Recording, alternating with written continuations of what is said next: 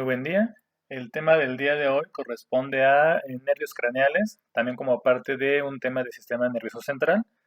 Bien, primero debemos entender que un nervio es una estructura que forma parte del sistema nervioso y es un conjunto de axones y de dendritas o axones que se encargan de transmitir los estímulos ya sea hacia el sistema nervioso central para generar sensaciones o del sistema nervioso central hacia afuera para generar respuestas en tipo de movimiento.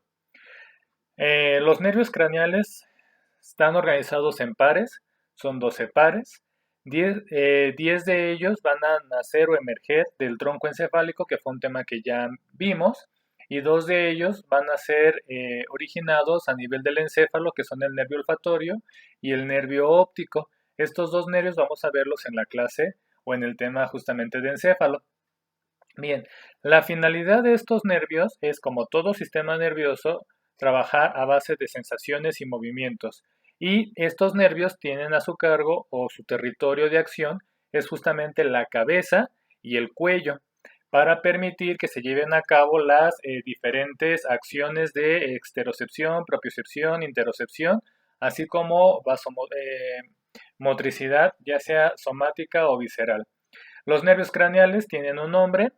eh, el primero corresponde al nervio olfatorio, el segundo al nervio óptico, el tercero es el motor ocular común, el cuarto es el patético troclear, el quinto va a ser el nervio trigémino, el sexto es el motor ocular externo, o también llamado abducente, el séptimo va a ser el nervio facial, el octavo es el esteatoacústico o vestíbulo coclear, el noveno va a ser el glosofaringio, el décimo es el nervio vago o también llamado cardio neumogastroentérico, el onceavo es el accesorio o espinal y el doceavo es el hipogloso. Bien, reciben el nombre de acuerdo a las funciones que tienen. De manera general, recordamos entonces que los dos primeros nervios son originados a nivel del encéfalo. Ahora, a todos los nervios craneales o a los 12 pares se les debe de estudiar su origen. Un origen real que es el núcleo donde se encuentran las neuronas que dan justamente el inicio de este nervio, y un origen aparente que es el sitio por el cual emergen a través del sistema nervioso central. En este caso, el primero y el segundo dijimos que son del encéfalo, y todos los demás tienen su origen real y aparente a nivel del tronco encefálico en las diferentes estructuras que lo conforman. Es importante valorar la función que tienen. Como todo sistema nervioso, estos nervios sirven para transmitir sensaciones o movimientos. Por lo tanto, tenemos nervios con predominio sensitivo, nervios con predominio motor o, como en su caso lo veremos, nervios que tienen un componente mixto, que son sensitivos y motores. Una vez que entendamos justamente cuál es la función de este nervio, podemos comprender cuáles son las alteraciones que se presentan, ya sea por un aumento en la función o una disminución en la función. Vamos a hablar de las diferentes neuropatías que afectan directamente a estas estructuras o los nervios craneales. Entonces, todos los nervios nacen, o 10 de ellos nacen justamente del tronco encefálico. Vamos a ver ahorita 3 nervios que tienen la característica en común de que son los responsables de permitir el movimiento o generar los movimientos de los ojos, que son el tercer nervio craneal, que es el motor ocular común, el cuarto nervio craneal, el patético troclear, el sexto nervio craneal o el motor ocular externo o abducente. En esta imagen estamos viendo justamente el origen aparente de dos de esos nervios. El tercer nervio craneal, que surge en la región interpeduncular, entre los dos pedúnculos, eh, y, y el cuarto nervio craneal, que tiene su origen aparente o su emergencia visto de frente de manera lateral hacia el pedúnculo cerebral. Tercero y cuarto nervio craneal tienen su origen real a nivel del mesencéfalo. Recordamos que el núcleo del tercer nervio craneal, el núcleo principal, se encuentra cercano al acueducto de Silvio, y junto con él se encuentra el núcleo accesorio, que es el pupilar, que tiene el control justamente de la pupila o el esfínter de la pupila. Y el cuarto nervio, el patético troclear, tiene su núcleo también en el mesencéfalo, justamente por debajo del tercer nervio craneal. Ambos son justamente propios del mesencéfalo, o de la parte más cercana ya hacia el encéfalo. También es importante mencionar, bueno, ya vimos el tercero, el cuarto y nos falta el sexto. El sexto, que es el motor ocular externo abducente, este tiene su origen aparente a nivel del sulco bulbopontino y es el más medial. Tenemos el sexto, séptimo y octavo, entonces es el que es más cercano a la línea media y este va a tener también a su cargo, junto con estos dos, la acción de movimiento de los ojos. Ahora, eh, el origen real de este nervio se encuentra a nivel del puente. Recordamos que en el cuarto ventrículo, en la parte posterior, en el piso del cuarto ventrículo se observan unas columnas. La parte superior es del puente, la parte inferior del bulbo raquídeo y justamente la columna medial corresponde a la rodilla del facial y recordamos que esta estructura corresponde justamente al núcleo del sexto nervio craneal. El sexto nervio craneal se encuentra, o el núcleo del sexto nervio craneal se encuentra aquí adelante, localizándolo de acuerdo al piso del cuarto ventrículo, ¿sí? Tenemos el sexto nervio craneal y por delante de él tenemos al séptimo, que es el facial. El facial lo que hace es rodea, las fibras del séptimo rodean al núcleo del sexto y van a generar justamente la rodilla del facial. Esa protuberancia que se ve aquí son las fibras del séptimo nervio que están rodeando al núcleo del sexto. Esto es importante porque hay alteraciones que pueden involucrar a ambos núcleos, tanto al sexto como al séptimo, que vamos a ver más adelante. Entonces es muy importante entender que el sexto nace entonces de la parte posterior del puente o del con la protuberancia en la región posterior. Bien, estos tres nervios, el tercero, el cuarto y el sexto, tienen a su cargo la función del movimiento de los ojos. El ojo tiene músculos, que son músculos externos, y también tiene músculos en la parte interna. Los músculos externos van a ser 6, son 4 que están localizados uno arriba, uno abajo, uno a la derecha y uno a la izquierda, o laterales, y se llaman rectos. El superior se llama recto superior, el de abajo es el recto inferior, el que está del lado de la nariz es el recto medial y el que está hacia afuera es el recto lateral. Estos músculos se encargan de mover el ojo hacia arriba, hacia abajo, hacia afuera y hacia adentro respectivamente. Y tenemos dos músculos que permiten que el ojo haga movimientos circulares o torsiones, ciclotorsiones. Uno que es el músculo oblicuo superior, ¿sí? Que tiene la característica de que del sitio donde se origina, en el anillo de Sim, eh, tiene un trayecto hacia adelante y justamente va a haber una polea o una tróclea en la parte, en la parte interna y se va a generar entonces un regreso de las fibras del músculo para insertarse en la parte de atrás. Cuando el músculo se contrae o cuando el músculo se mueve, el músculo se jala, ¿sí? Y lo que va a generar es un movimiento del ojo. Al contraerse este músculo va a hacer que el ojo gire hacia adentro y hacia abajo, como si estuviéramos viendo hacia la nariz. Entonces genera un movimiento de torsión hacia adentro y hacia abajo. Y tenemos otro músculo parecido, pero en la parte inferior que se llama oblicuo inferior. Y este músculo surge o tiene también la función de generar ese movimiento de torsión. Este está cercano a la nariz, su inserción es cercano a la nariz o del lado de la nariz. Entonces cuando el músculo se contrae, lo que hace es jala el ojo hacia la nariz o hacia la parte medial y lo eleva, hace un movimiento circular hacia arriba. Entonces el ojo tiene movimientos lineales arriba, abajo, derecha, izquierda y tiene también movimientos circulares hacia abajo y hacia adentro y hacia arriba y hacia afuera. Esto corresponde a músculos justamente externos que tienen a su cargo el movimiento de los ojos. Y junto con el músculo recto superior también se encuentra otro músculo que es el elevador del párpado. Esto es muy importante porque normalmente la función del recto superior también se valora con la elevación del párpado.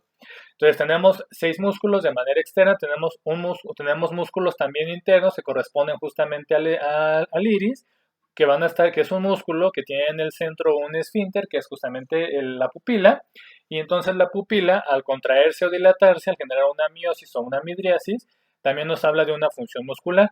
Y en este caso, en relación con los nervios craneales, nos interesa la función de contracción, de que la pupila se cierre. Y también tiene que ver justamente por la acción de uno de esos nervios. Ya conocemos entonces que tenemos 6 nervios externos, tenemos también el músculo del iris, y estos van a estar inervados justamente por estos 3 nervios. ¿Cómo lo van a hacer? De la siguiente manera. Bien, tenemos aquí nuestra mirada, la mirada al frente, que es la posición primaria de la mirada, y podemos hacer miradas hacia un lado, hacia el otro, hacia arriba, hacia abajo, o hacia arriba y hacia la derecha, arriba a la izquierda, abajo a la izquierda, abajo a la derecha. Y esto está regulado o controlado directamente por estos músculos, por estos nervios, el tercero, el cuarto y el sexto. Aquí estamos hablando de nervios, pero estos nervios tienen a su cargo el control de músculos. El tercer nervio craneal tiene a su cargo al recto medial, al recto superior, al recto inferior y al oblicuo inferior. Estos músculos de aquí están inervados justamente por el tercer nervio craneal.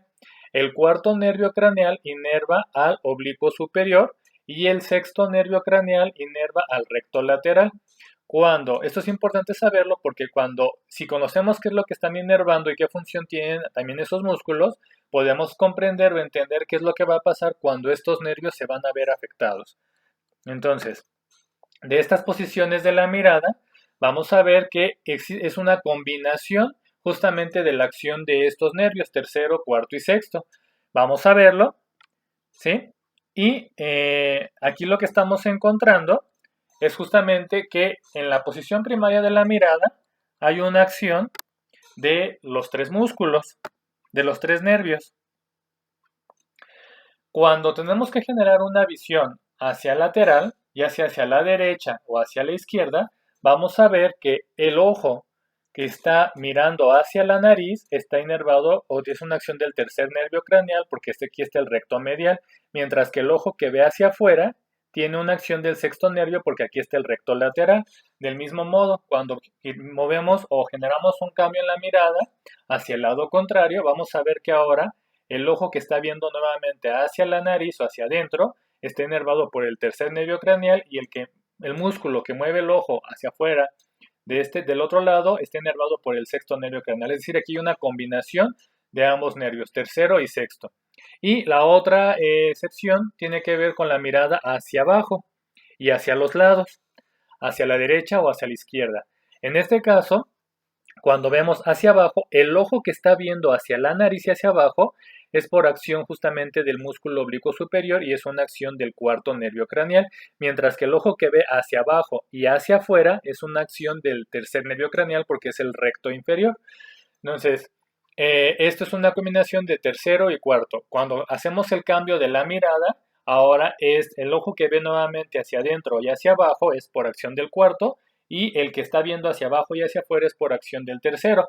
Entonces, en estas miradas hacia abajo y laterales hay otra combinación justamente de nervios. En todas las demás posiciones de la mirada, vamos a ver que solamente es una acción directa del tercer nervio craneal. Muy importante recordar que cuando generamos una elevación de los ojos, también se va a generar una elevación de los párpados. Cuando generamos una depresión de los ojos, también se genera una depresión de los párpados o los párpados bajan. Es muy importante entenderlo porque justamente en base a esto podemos establecer cuáles pueden ser las alteraciones. Bien, ¿qué otra cosa es importante mencionar? Que el tercer nervio craneal tiene 2 ramas, una rama terminal superior y una rama terminal inferior. La rama terminal superior tiene a su cargo el recto superior y el elevador del párpado. Permite justamente que se lleve a cabo esta acción de elevación de la mirada y también al mismo tiempo elevación de los párpados. Y la rama inferior pues tiene a su cargo la inervación de los rectos medial y el recto inferior y el oblicuo inferior, y de la rama del oblicuo inferior se va a desprender una rama que se va a conectar con el ganglio oftálmico que se encuentra por detrás del ojo y va a dar fibras o los nervios ciliares cortos que van a hacer para inervación también del movimiento del ojo, pero por adentro. Entonces tenemos acción del tercer nervio craneal. El cuarto nervio craneal, característica muy importante del cuarto nervio craneal. Una característica física, me voy a regresar ahorita en las imágenes, y bueno, el cuarto nervio craneal se caracteriza justamente porque su origen, ya vimos que el origen aparente es al lado de los pedúnculos, esta es la parte de atrás del tronco encefálico. Sin embargo, el cuarto nervio craneal que nace aquí en el mesencéfalo se caracteriza porque es contralateral. El nervio del lado derecho, como lo estamos viendo aquí de atrás hacia adelante, el nervio del lado derecho emerge, o su origen, el núcleo del nervio del lado derecho cruza hacia el lado izquierdo y su origen aparente va a ser por el pedúnculo del lado izquierdo, mientras que el núcleo que da origen al nervio izquierdo cruza para emerger por el lado derecho. Estos nervios, el cuarto nervio craneal se caracteriza porque es el único nervio que nace por detrás del tronco encefálico y es un nervio que tiene un trayecto muy importante por afuera del sistema nervioso central y puede ser propenso a lesiones traumáticas. Y es el único nervio que está cruzado desde su origen. El núcleo se encuentra de un lado, pero el nervio se encuentra aparentemente por el otro lado. Entonces es importante mencionar también esas características del cuarto nervio craneal. Y el sexto nervio craneal, pues ya vimos que es una inervación directa, su origen está directamente en el puente y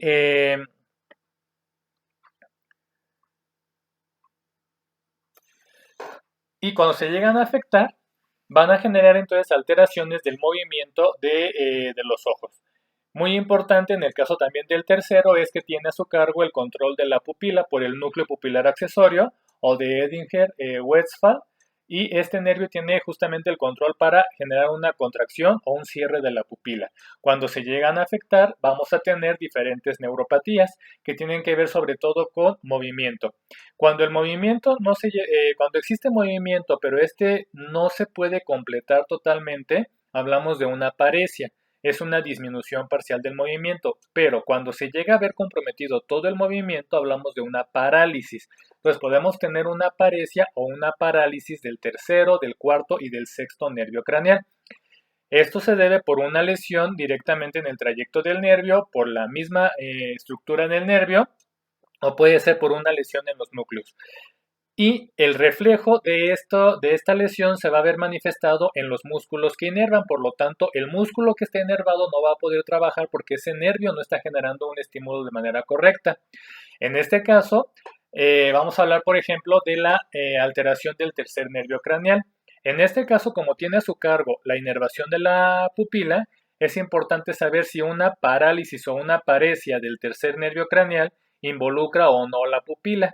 Si la pupila está involucrada, quiere decir que no se puede contraer, y esta respuesta se puede valorar con la aplicación de un haz luminoso sobre la pupila, y vamos a observar que la pupila de manera normal se contrae. Si no hay una contracción, quiere decir que puede estar lesionado el nervio. No es la única causa, puede haber más causas, pero si pensamos que es por el nervio y vemos que la pupila no responde, estamos hablando de que existe un compromiso de la pupila.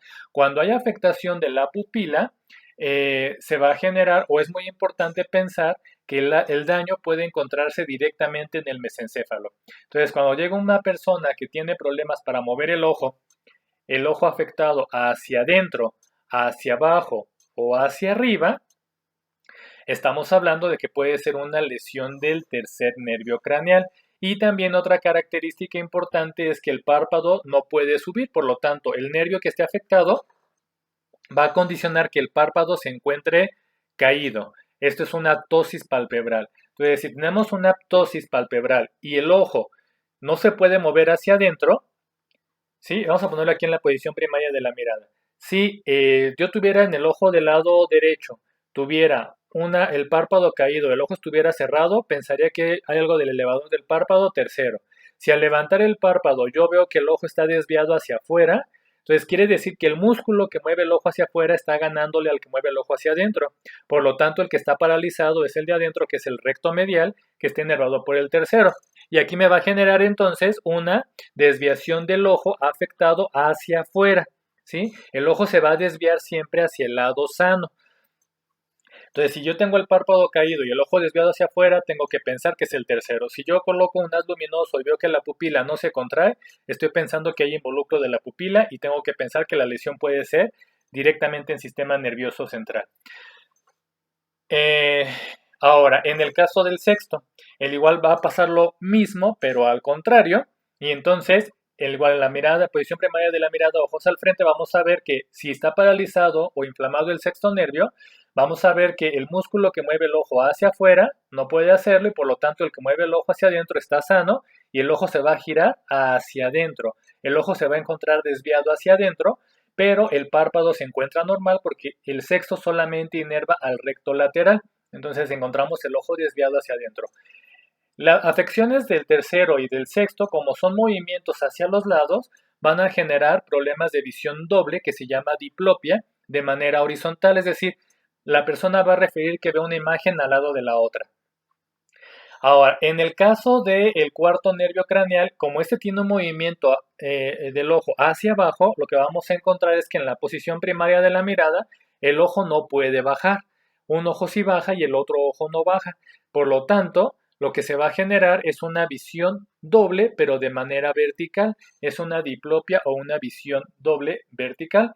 Y la persona va a referir el objeto doble, una imagen arriba o encima de la otra para poder diferenciarlos. Normalmente los trastornos del tercero y del sexto nervio craneal tienen que ver con una lesión metabólica, un problema vascular, hablamos de diabetes mellitus, hipertensión arterial o algún trastorno de la sangre. Y el cuarto, como mencionábamos previamente por su trayectoria, se ve más involucrado en traumatismos o en lesiones justamente traumáticas del sistema nervioso. Pueden ser muchas las causas, pero puede generarse justamente una lesión de este cuarto nervio porque su trayecto por afuera del sistema nervioso es muy, muy largo. Estos tres nervios también comparten una vía común que es justamente el seno cavernoso, que eso ya lo vamos a ver más adelante en la irrigación del sistema nervioso, pero el seno cavernoso y junto con él va una arteria muy importante que es la carótida interna. Entonces, cualquier lesión de estos nervios con compromiso vascular en la carótida nos puede hablar de un compromiso del seno cavernoso. Hay ciertas características que vamos a ver también en su momento. Entonces, afectaciones del tercero, del cuarto y del sexto son principalmente motores. Entonces, vamos a tener también, por ejemplo, en el caso del, cuando tengamos una afectación de un solo ojo, pues es fácil poder identificarlo. Y muchas veces cuando el otro ojo, el ojo sano, se encuentra, trata de compensar la función que un ojo no puede hacer, es cuando la persona va a empezar también a referir molestias en el ojo que está sano o aparentemente sano. Entonces es muy importante mediante una exploración física determinar cuál es el nervio que está afectado. Entonces entender que cuando el sexto está afectado, el ojo afectado se va hacia adentro. Cuando es el tercero, el ojo afectado se va hacia afuera y cuando es el cuarto, el ojo afectado se puede ir hacia arriba. Entonces, esa es una característica de los nervios que mueven al ojo. Su función entonces es sobre todo permitir los movimientos oculares. Algo tan básico como pedirle a la persona que vea a un lado a otro, hacia arriba, hacia abajo y de forma cruzada, nos permite ya valorar justamente esos movimientos y estamos valorando ya mesencéfalo y puente. Algo muy sencillo para poder valorar al sistema nervioso central. Bien, vamos ahora a hablar de otro nervio que es el quinto nervio craneal. El quinto nervio craneal es el trigémino y este nervio es el único que tiene su origen aparente a nivel del puente. El núcleo también se encuentra a nivel del puente, en la parte posteromedial, y el núcleo atraviesa hacia adelante para salir por la parte anterolateral y recordamos que donde emerge el nervio, el quinto nervio, es el límite entre el puente y el pedúnculo cerebeloso. Este nervio está conformado por diferentes núcleos. Tiene un núcleo sensitivo y un núcleo motor. El núcleo sensitivo va a estar conectado con un ganglio, que es el ganglio de Gasser, y el componente motor es el núcleo principal o masticador y el núcleo accesorio. Entonces, por sus características, vemos que es un nervio mixto. Transmite componentes de sensación y de movimiento. Predomina mucho más el componente de sensación. Este nervio va a tener tres ramas, o son tres ramas las que lo van a originar. Recordamos que al ser un nervio sensitivo o predominantemente sensitivo, tiene un componente más aferente que eferente. Por lo tanto, el nervio va a ir hacia el sistema nervioso central. Entonces, son tres ramas que lo integran, que se van a unir a nivel del ganglio de Gasser, que se encuentra en la región petrosa del temporal o por detrás del oído. Y son las siguientes: una rama oftálmica que es sensitiva, una rama maxilar que es sensitiva y una rama mandibular que es sensitiva y motora. Esta es la rama mixta. ¿Cómo podemos diferenciar el territorio? A nivel de las comisuras. En este caso, en las comisuras, en el ojo, en la comisura también de los labios, ¿sí? Comisura del ojo y comisura de los labios. Vamos a ver, aquí está. Entonces, el territorio de la rama oftálmica termina aquí en la comisura de los párpados. Entre la comisura de los párpados y la comisura de los labios se encuentra el territorio de la rama maxilar y por debajo de la comisura de los labios el territorio de la rama mandibular. Tienen diferentes características y es muy importante porque este es uno de los nervios que también se puede encontrar afectado de manera importante ante una neuropatía. La causa más frecuente va a ser la neuralgia del trigémino. Entonces tenemos la rama oftálmica, que tiene tres ramas a su vez, que es la rama frontal, la nasociliar y la lagrimal. En el componente nasociliar es importante mencionar que esta se conecta con un ganglio que es el ganglio ciliar, que es el que da la inervación al ojo, a la parte externa y a la parte interna del ojo. Es muy importante porque cuando se llega a encontrar afectada, esta rama, la nasociliar, tiene a su cargo también la inervación de la punta de la nariz. Y un trastorno muy frecuente que es el zóster o el herpes zóster oftálmico, cuando llegue a involucrar justamente la rama nasociliar, vamos a ver, cuando se llega a encontrar afectada la rama nasociliar, va a haber un compromiso en la punta de la nariz y esto lo que va a condicionar es que si la persona tiene vesículas por zóster en la punta de la nariz, hay compromiso del ganglio y por lo tanto hay compromiso de la inervación del ojo.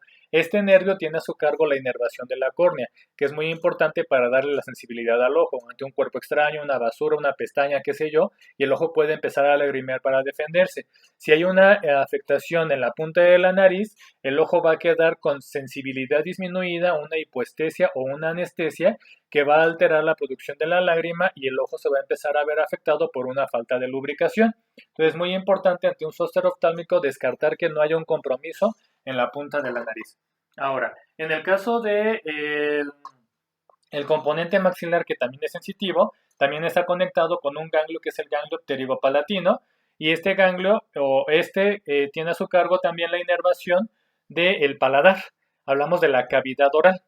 Por la parte interna, en el techo de la cavidad oral, paladar. Entonces da la sensibilidad al paladar también.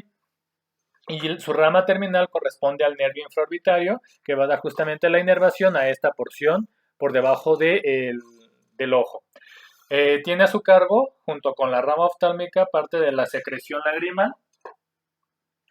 Esto es por una conexión con el séptimo nervio craneal y también tiene a su cargo de manera muy importante la vasomotricidad de las cavidades nasales, es decir, permite la contracción o la dilatación de los vasos sanguíneos que dan la irrigación a la nariz en la parte interna, por lo tanto son responsables de mantener la mucosa nasal en buenas condiciones para una adecuada producción de moco y de esta manera también proteger esa vía de entrada del aire. Cuando se ve afectada, cuando se genera una alteración de la rama maxilar y tenemos alteración de la vasomotricidad, podemos tener, cuando hay disminución de flujo sanguíneo, el moco se seca y una resequedad importante de la nariz. Cuando hay exceso de sangre o hay un flujo sanguíneo incrementado, tenemos aumento en la producción de moco y sentimos la nariz congestionada o tapada, porque hay una inflamación por acumulación de sangre que está formando o permitiendo la formación de mayor cantidad de moco.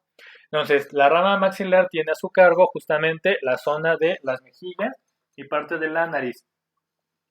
Y tenemos también la rama mandibular. La rama mandibular va a ser la rama mixta, dijimos, tiene un componente sensitivo, un componente motor. También está conectado directamente con un ganglio que es el ganglio óptico. Por lo tanto, este nervio en su componente sensitivo se encarga de dar la sensibilidad al pabellón auricular por la parte posterior, por el nervio auriculotemporal. Entonces, este nervio inerva al oído por la parte posterior, el pabellón auricular, pero en la parte posterior.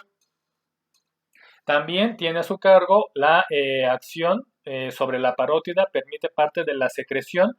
Tiene a su cargo, por acción de los nervios alveolares, la inervación de los dientes y también da la inervación a la lengua. Es un nervio que permite o que va a dar justamente la sensación de dolor y de tacto a la lengua, que son otras funciones independientes del gusto.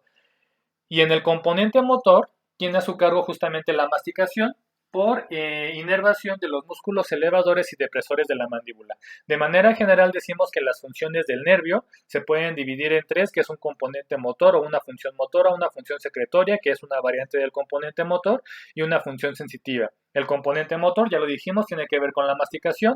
El componente secretor tiene que ver con la producción de saliva por la glándula parótida y de la producción de lágrima por acción de las glándulas lagrimales. Y el componente sensitivo, pues prácticamente da la inervación a todas las cavidades de la cabeza, ojos, nariz, boca, parcialmente, el oído por la parte posterior, inerva el cuero o la piel cabelluda y la cara, por supuesto, y también tiene una inervación importante en el interior del cráneo.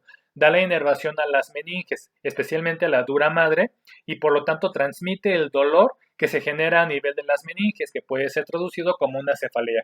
Entonces, es un nervio mixto que tiene una función principalmente sensitiva y un componente mínimo que es motor, pero también es muy importante para permitir la masticación. Ahora, vamos a hablar de otro nervio. Este nervio es el séptimo, que es como la contraparte del trigémino.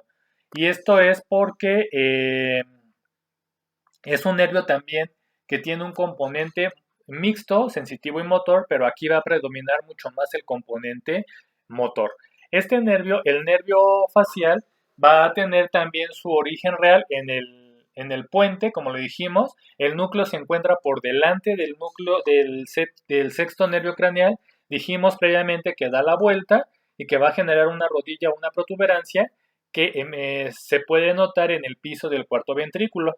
Entonces, este nervio en su origen aparente nace en el sulco bulbopontino, entre el sexto nervio craneal, el motor ocular externo, y el octavo esteatoacústico. Entonces, el que se encuentra a la mitad o en el centro es justamente el nervio facial. Ya lo dijimos, es un nervio mixto, tiene un componente motor y un componente sensitivo. El componente, y esto se debe por los núcleos que lo están integrando o que lo están formando. Ahora, tiene un núcleo principal que es el núcleo motor y también está agregándose ramas o fibras del núcleo sensitivo sensorial que va a dar justamente el componente del gusto. Es decir, este nervio es el responsable de permitir la percepción de los sabores. Tenemos también que se agregan fibras parasimpáticas del núcleo lácrimo-muconasal, justamente para la producción de lágrima, y de manera importante también tiene fibras que provienen del núcleo salival superior. Recordamos que este se encuentra a nivel del puente y es el responsable de generar la saliva espesa por inervación de las glándulas sublinguales y submandibulares.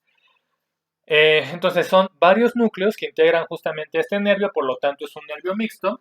Características importantes de este nervio en su trayecto.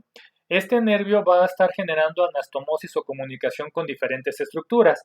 Con el octavo para dar inervación al meato acústico, con el noveno para formar el asa de Heller, con el décimo va a generar acción sobre el plexo cervical y con el quinto tiene una acción a través del nervio mandibular sobre el componente lingual y la cuerda del tímpano. En su trayecto, este nervio es el nervio más externo que va a existir de los nervios craneales y fácilmente puede ser lesionado por afectaciones en el oído. Este nervio, a través de la cuerda del tímpano, es el nervio que queda más expuesto al medio ambiente. Entonces, cualquier alteración justamente de este nervio o una afectación del oído como puede ser una faringitis, una faringoamigdalitis, y de repente asciende hacia el oído medio, cuando se llega a inflamar o tenemos problemas de otitis media, se puede llegar a inflamar este nervio y va a comprometer justamente su función motora y puede condicionar la lesión más frecuente de este nervio, que es la parálisis facial. Ahora, da la inervación al oído y también da la inervación a la lengua. Vamos a verlo en los 2/3 anteriores de la lengua para la percepción justamente de los distintos sabores. Entonces, este nervio tiene a su cargo la función motora de lo que es los músculos de la cara, por lo tanto se le considera el nervio de la mímica, y también es el responsable de cerrar los esfínteres de la cara, como son los párpados y los labios. Este nervio permite que los párpados puedan ocluirse al igual que los labios para cerrar justamente o para proteger a los ojos y para evitar que, el contenido de la boca sea expulsado hacia el exterior. Entonces, es responsable de justamente cerrar los esfínteres, párpados y labios. También, bueno, en su componente sensitivo sensorial, hablando del componente del gusto, pues es el responsable justamente de la percepción de los 5 sabores que se conocen. El sabor dulce, que se encuentra en la punta de la lengua, que tiene que ver sobre todo por activación de canales de potasio y aumento en la producción de monofosfato cíclico de adenosina. En la parte lateral anterior vamos a encontrar la percepción del sabor salado por activación de los canales de sodio. En la parte lateral y posterior vamos a encontrar la presencia del sabor amargo por activación por sustancias orgánicas. Y en la parte en la parte lateral posterior no es el amargo, es el ácido por activación de los ácido y agrio por activación de los canales de hidrogeniones. En la parte posterior y hacia atrás, cercano a casi a la raíz de la lengua, encontramos ahí sí la percepción del sabor amargo. Y en el centro vamos a encontrar el sabor umami. Y hay un sexto sabor que es el sabor grasoso.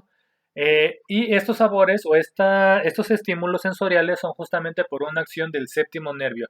No debemos de perder en cuenta esta situación porque también las alteraciones del séptimo nervio craneal o del nervio facial, aunque es motor y responsable de la mímica, también tiene manifestaciones a nivel del gusto. Tiene ramas terminales, tiene una rama terminal que es la rama superior temporofacial y una rama inferior que es la rama cervicofacial, y entre estas vamos a encontrar las diferentes ramas, que son 5, que son la temporal, la cigomática, la bucal, la mandibular y la cervical. Otra característica importante de este nervio es que en su trayectoria, ya por fuera del sistema nervioso, va a atravesar la glándula parótida. Entonces, cualquier lesión de la glándula parótida también puede condicionar una inflamación o lesión de este nervio y condicionar también una parálisis facial. Este nervio fácilmente puede lesionarse justamente por su trayecto, también que es más superficial. Bueno, dentro de las diferentes alteraciones, pues vamos a hablar principalmente de la parálisis facial. Es un nervio motor, ya lo dijimos, va a tener un componente sensitivo sensorial. Entonces, este nervio, al generarse una lesión, su afectación principal va a ser justamente motora, por lo tanto puede haber una parálisis o una paresia.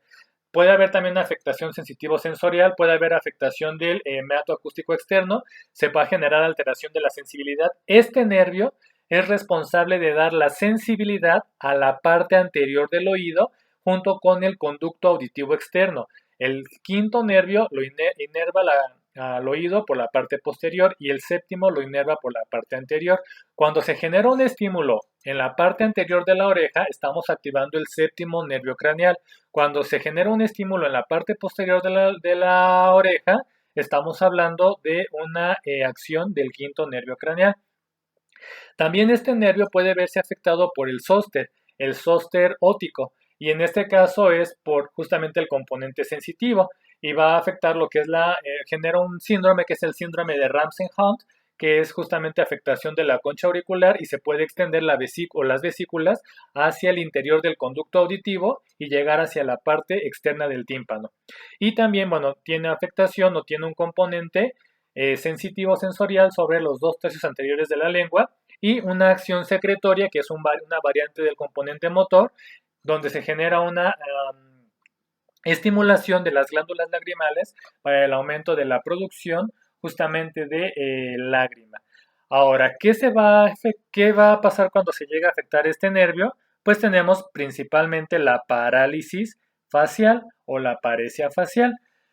Esta parálisis facial puede ser de dos orígenes, un origen central y un origen periférico. El origen central es cuando se afecta directamente el núcleo del nervio y el periférico es cuando se llega a afectar solamente el trayecto, una vez que ya sale o emerge del núcleo en cualquier porción por fuera del sulco bulopontino. Es muy importante hacer la diferencia entre cuál es el origen de la parálisis facial. Cuando tenemos una parálisis de origen central, esto nos está hablando de que el daño está directamente en el núcleo, es decir, a nivel del puente, que es donde se encuentra el núcleo. Entonces puede ser por un infarto, por problemas de compresión, trauma, etcétera, o por eh, una mala embriogénesis. Recordamos que este nervio también se encuentra, o los núcleos de los nervios craneales también se encuentran conectados con el fascículo geniculado o corticonuclear a nivel del mesencéfalo.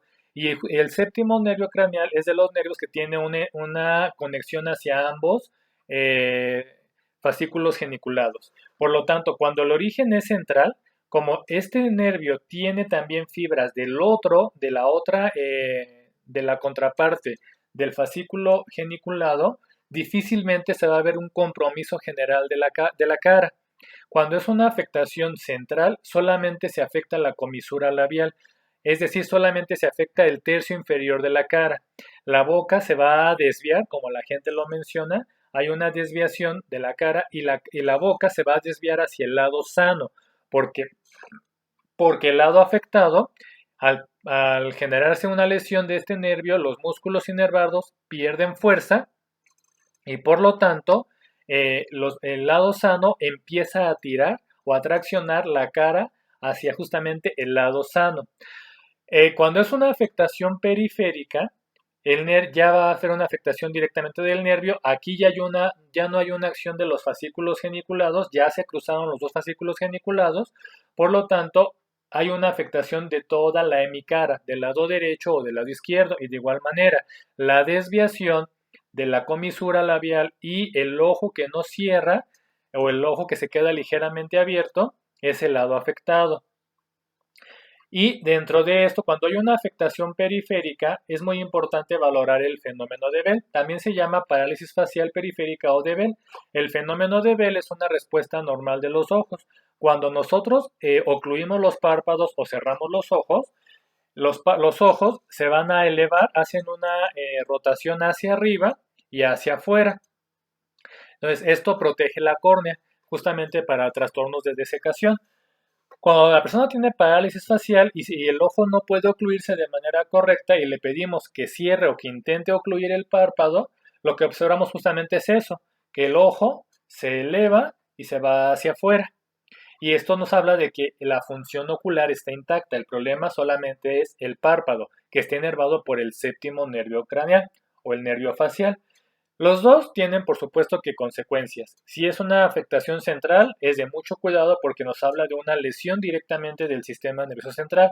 Cuando es periférica, se compromete sobre todo la función del ojo. También, por supuesto, se compromete parte de la masticación por la falta del cierre de los labios. Entonces, hay dificultades para poder comer.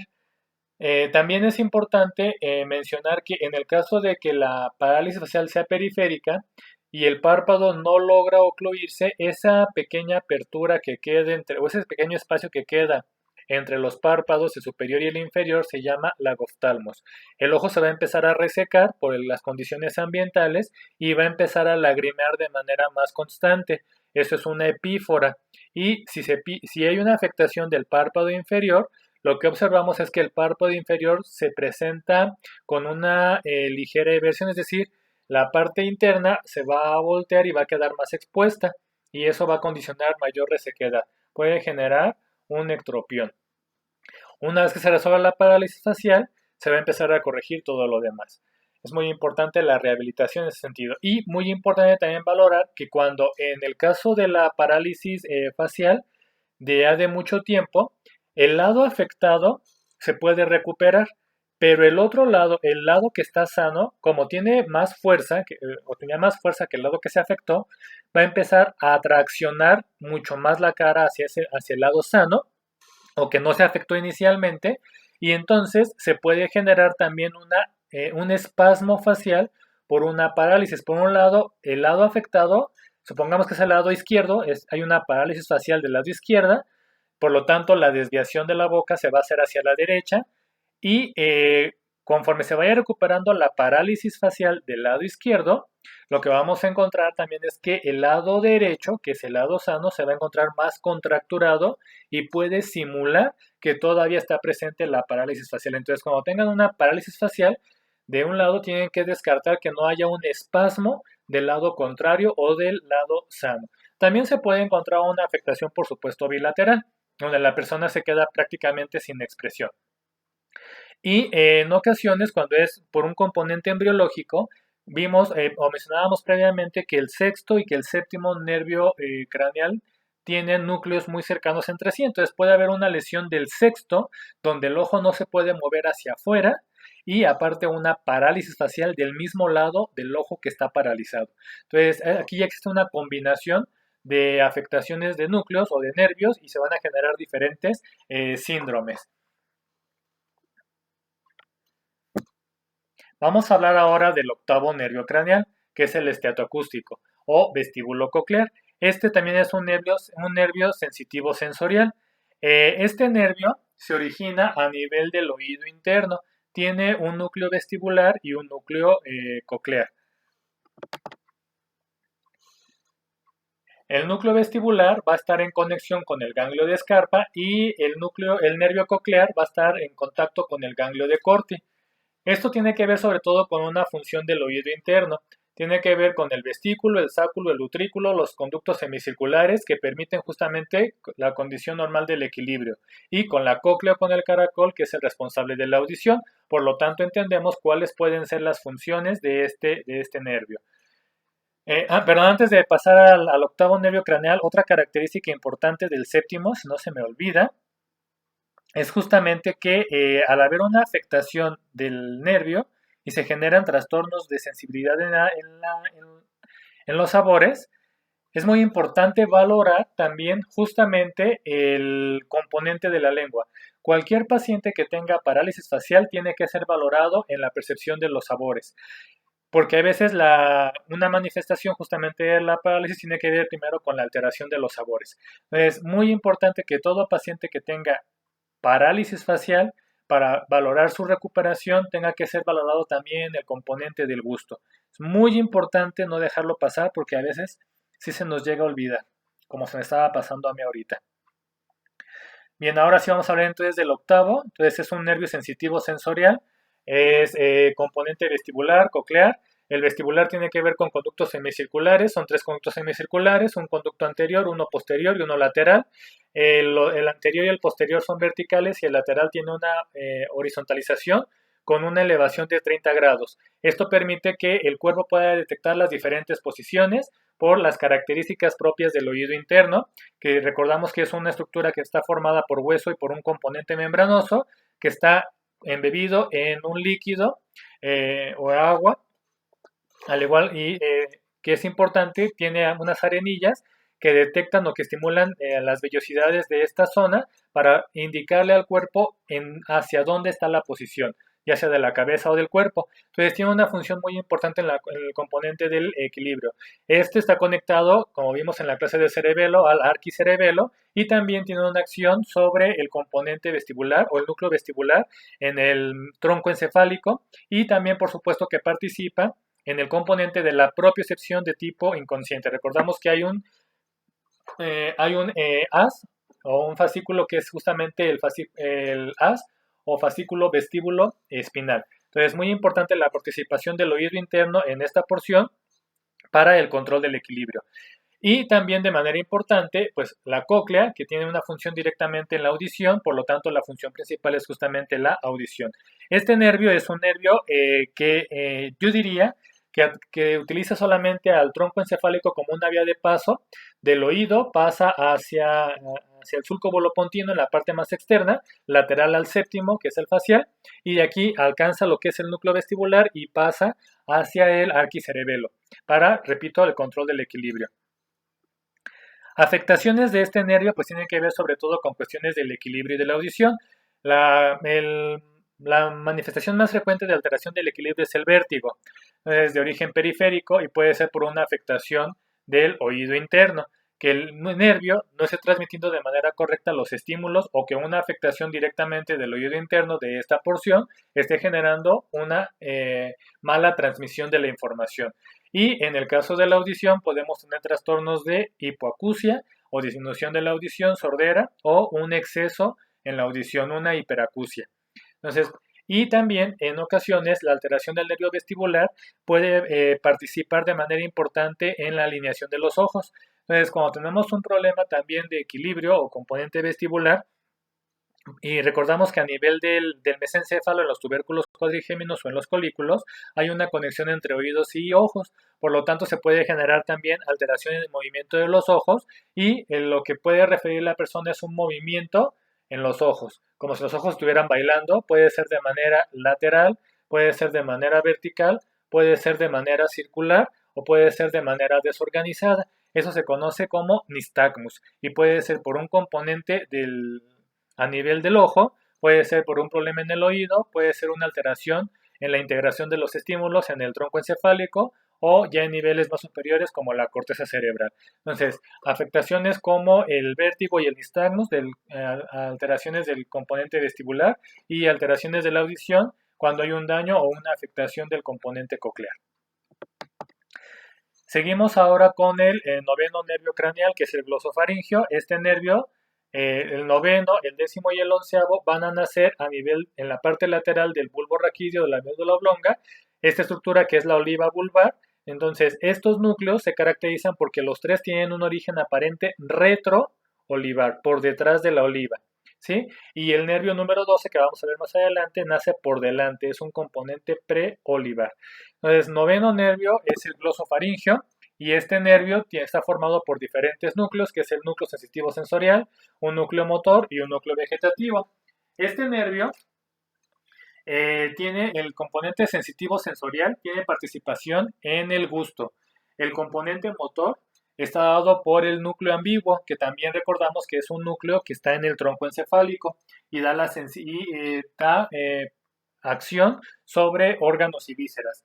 Y el núcleo vegetativo está integrado por el núcleo salival inferior, que es el que da la inervación a la glándula parótida para la formación de saliva acuosa.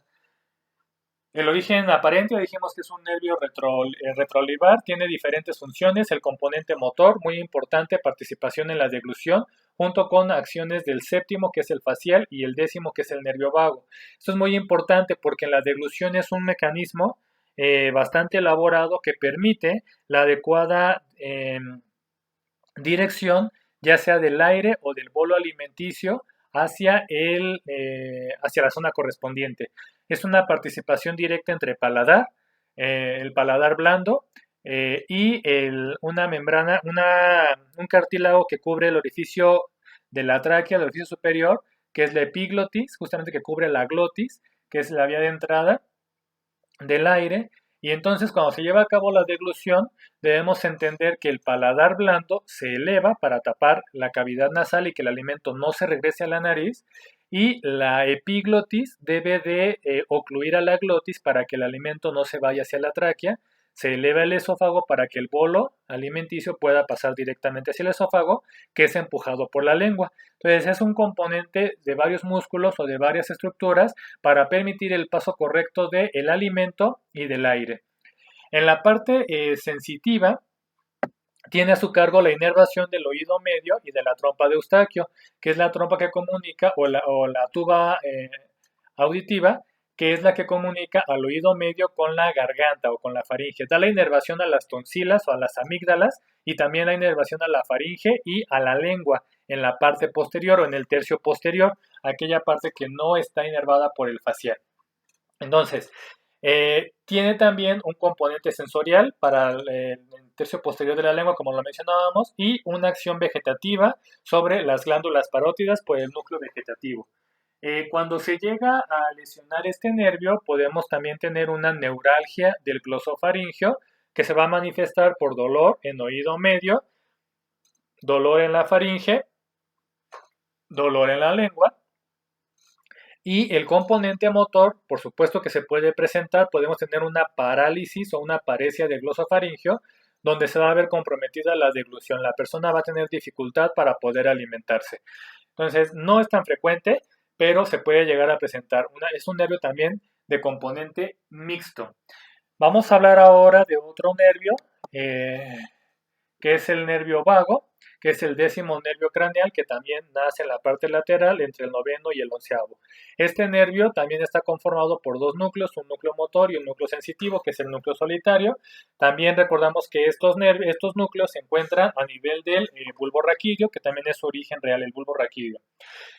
Hay diferencias entre el nervio derecho y el nervio izquierdo. Este nervio es un nervio literalmente vago, porque es un nervio que aunque nace en el cráneo, su función principal se va a encontrar por debajo justamente del cuello. Hablamos del tórax y del abdomen. Y existen ciertas características. Por un lado, vamos a ver que el nervio del lado derecho es un nervio que se encuentra por detrás del ángulo venoso yugulosubclavio, y de este nervio se origina el nervio laríngeo recurrente, que es el responsable de inervar a las cuerdas vocales y permitir la fonación. Se encuentra delante de la arteria subclavia y se encuentra medial a la arteria, al origen de la arteria cerebral. En el caso del mediastino, vamos a ver que se encuentra medial a la pleura y está en contacto directo con la tráquea. Y en su trayecto, o en su paso junto con el esófago, se va a encontrar por detrás de este, a la derecha y por detrás. En el caso del izquierdo, vamos a ver que ese pasa por delante del esófago, el lado izquierdo, y este nervio también se encuentra por detrás del ángulo venoso yugulosubclavio, no cruza la arteria subclavia y se encuentra detrás de la carótida común y se encuentra separado de la tráquea. Hay características entre uno y otro nervio. Este nervio tiene diferentes funciones, su nombre lo dice, cardio-neumogastroentérico, tiene función cardíaca, tiene función a nivel de pulmones y tiene función en el componente entérico, a nivel abdominal o intestinal. Entonces tiene una actividad somatomotora y genera una inervación de la faringe para permitir la deglución, junto con lo que es el 9º nervio craneal. Tiene un componente somatosensitivo que va a dar acción sobre lengua, faringe y laringe. Entonces va a dar la inervación también a estas zonas. Y tiene un componente vísceromotor que corresponde al componente parasimpático del sistema nervioso autónomo. Va a tener diferentes funciones sobre órganos y vísceras. Esto es muy importante. Cualquier alteración del bulbo raquídeo que comprometa los núcleos del nervio vago puede manifestarse por afectaciones orgánico-viscerales en tórax y en abdomen. Si tenemos el tórax y el abdomen, están separados por una membrana que es el diafragma, y por arriba el nervio vago tiene una acción depresora y por abajo del diafragma, en la región del abdomen, tiene una acción estimulante. Por lo tanto, el nervio vago es un depresor del componente cardiorrespiratorio, disminuye funciones cardíaca y pulmonar y genera un aumento de la función digestiva, de todo lo que es el movimiento intestinal y de secreciones de hígado, páncreas y diferentes órganos del abdomen. Y el territorio del vago va a terminar a nivel del ángulo esplénico del colon, en donde justamente el colon transverso cambia de dirección para volverse colon descendente. Es decir, el territorio del nervio vago es muy extenso y una alteración o una estimulación de este nervio puede modificar de manera importante el componente orgánico y visceral desde el punto de vista parasimpático o autónomo. Y también tiene un componente víscerosensitivo en la regulación de los movimientos respiratorios, para determinar justamente la entrada de aire. Vamos ahora con el onceavo o con el nervio número 11, que es el nervio espinal o accesorio.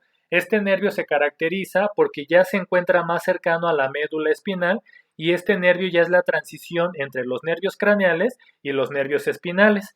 Este nervio va a estar formado por dos núcleos, un núcleo a nivel del bulbo y un núcleo a nivel de la médula espinal. Este nervio, o en sus diferentes componentes, tiene a su cargo el componente vulvar, el control de la glotis, que es justamente la cubierta o la estructura justamente de entrada de aire a nivel de la tráquea y permite la respiración y la fonación, justo de la inervación a la laringe con el nervio número 10 o el vago del nervio laringeo recurrente. Entonces, alteraciones de este nervio pueden condicionar alteraciones en la respiración o en la fonación, desde ronquera, disfonía, etc. Y el componente medular tiene a su cargo la inervación de los músculos del cuello y parte del hombro. Este nervio permite, aparte de la respiración y la fonación, el movimiento de la cabeza y el cuello, ¿sí? Y como lo mencionábamos ahorita, va a generar ya la transición entre el nervio craneal y los nervios espinales. Una alteración del componente medular puede ser el espasmo de los músculos del cuello o el tortícolis. Entonces puede ser una causa, no es la principal, pero puede ser una causa. Entonces lesión sobre todo va a ser motora. Y finalmente vamos a hablar del nervio número 12, que es el nervio hipogloso, que es un nervio que también nace del bulbo raquídeo, tiene su origen también a nivel del bulbo, origen real a nivel del bulbo raquídeo, su origen aparente, y ya lo mencionamos previamente, es por delante de la oliva vulvar. Es un núcleo que tiene sus raíces de forma preolivar.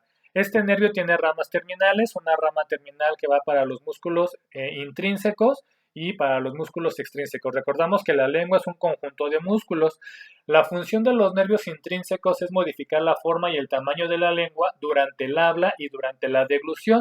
Y la función de los músculos extrínsecos es generar el movimiento de la lengua a los lados, hacia adelante y hacia afuera, y también contribuye con sus movimientos a la formación del bolo y la deglución. Al ser un nervio motor, participa entonces también mediante la acción sobre la lengua en el habla y en la deglución. Cuando se llega a lesionar, vamos a encontrar una parálisis también de la lengua, puede ser por una neuritis del hipogloso, y lo que vamos a encontrar es la desviación de la lengua hacia el lado sano. El lado afectado, al estar paralizado, pierde fuerza y se deja llevar por el lado sano. Entonces es el nervio motor de la lengua.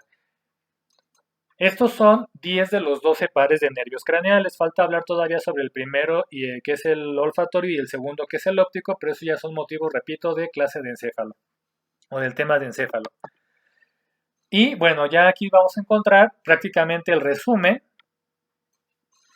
de los nervios. Vamos a ver que de manera general el cráneo, hablamos de cráneo y cara o cabeza y parte del cuello, se van a encontrar inervados por el componente del quinto nervio craneal y por el séptimo nervio craneal. Son nervios muy territoriales, solamente van a inervar hasta la mitad, cada quien el lado derecho y el lado izquierdo, derecho trigémino, derecho izquierdo trigémino, derecho facial, izquierdo facial. Llegan hasta la línea media. Entonces, de manera general, estos dos son mixtos. A nivel de los ojos, ¿qué podemos valorar? Valoramos la acción del segundo nervio, que es el nervio óptico en cuanto a la visión, agudeza visual. Valoramos tercero, cuarto y sexto para los movimientos oculares que ya vimos previamente. El quinto con la sensibilidad. Y también en el tercero valoramos la pupila. Y en el séptimo valoramos el cierre de los párpados. Entonces, también en el ojo podemos valorar por lo menos 1, 2, 3, 4, 5, 6 nervios de los 12 nervios craneales. A nivel de la nariz, se valora lo que es el nervio olfatorio, el primer nervio, que también es una extensión del encéfalo. Valoramos el tercero, cuando hablábamos de la sensibilidad de la punta de la nariz. Valoramos también el facial, valoramos el trigémino para la sensibilidad de la piel, valoramos la acción del quinto por la secreción mucosa o por la vasomotricidad de la nariz. A nivel del oído,